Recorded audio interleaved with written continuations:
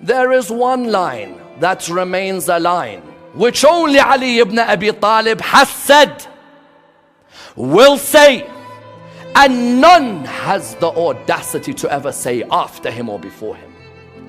Ask me before you lose me. Wow. I know I am more aware of the paths of the heaven than the paths of the earth. Which means what? Which means the earth is for mortals. Those above mortals know the heavens as well. Yes?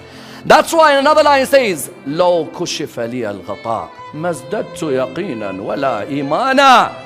If the veils between me and Allah were removed, it wouldn't increase my iman and certainty in Allah subhanahu wa ta'ala. Wow, wow, wow.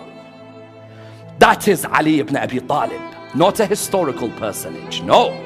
Before you go into Ali ibn Abi Talib, there is a man who's saying to you that remove all the veils between me and Allah, it does not affect my iman at all. When they came to him, they say, have you seen Allah? He said, how can I worship a Lord who I haven't seen? I haven't seen him with the eyes. I've seen him with the certainty of this heart. Yes, this heart has tasted the pleasure of Allah subhanahu wa ta'ala. I see the wonders in their actual essence, in their actual reality.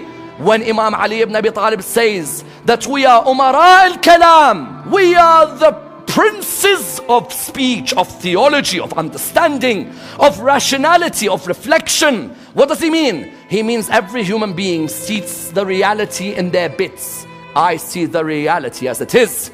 That's why the only man who ever existed who said, before I do anything, I see Allah before it. I see Allah in it. I see Allah after it.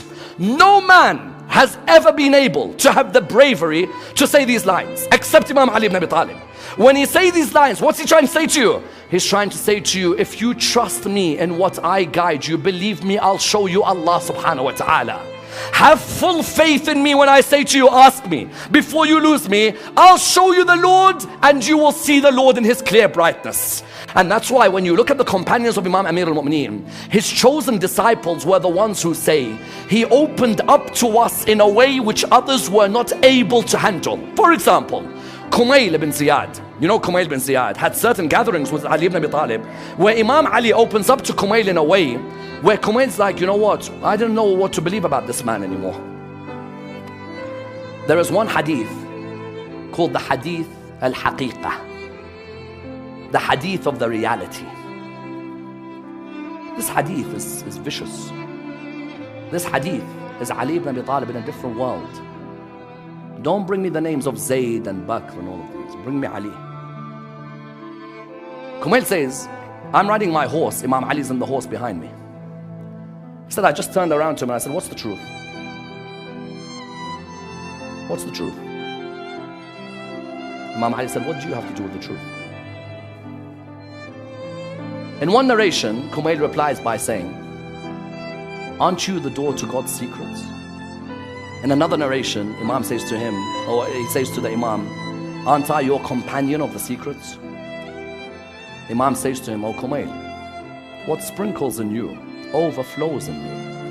Oh no. What sprinkles in you overflows in me. Kumail looked at him and said, tell me more. What's the truth? I want to know the truth. Kumail didn't say, I want to know, tell me what the truth is. Imam looked at him and he said, the disclosure of the majesties of glorification without indication. I don't know how to explain it to you because I don't know what that means. If I knew what that means, then I should be an Imam. But that only belongs to Ali ibn Abi Talib. The disclosure of the majesties of glorification without indication. Kumail said, please tell me more. He said, the negation of speculation through the realization of the reality.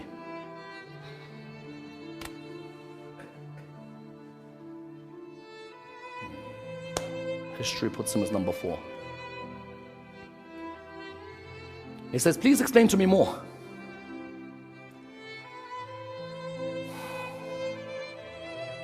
He looks at him and he says to him, the negation of the realities through the rendering of the veil of the secrecies. He says, please tell me more. He said, appreciating the divine oneness through apprehension of the attributes of the divine unicity. He says, please tell me more. He said, a light that illuminated from the pre-eternal dawn, now on the talismanic tables of divine unicity. Kumail said, tell me more. He said, no. He said, remove the light. It's now time for Fajr. 5 lines, which were meant to have taken place from Maghrib to Fajr. He starts at Maghrib, somehow it's Fajr. What has occurred in those hours in 5 lines, I don't know. Kumail says, I never asked him after that. All I said to him is, what's the truth out there? He gave me 5 answers I could never understand.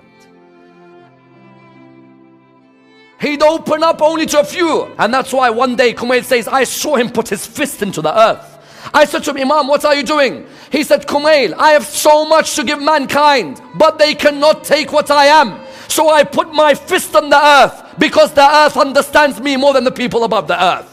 I found Allah on the 19th of Ramadan. I said, how?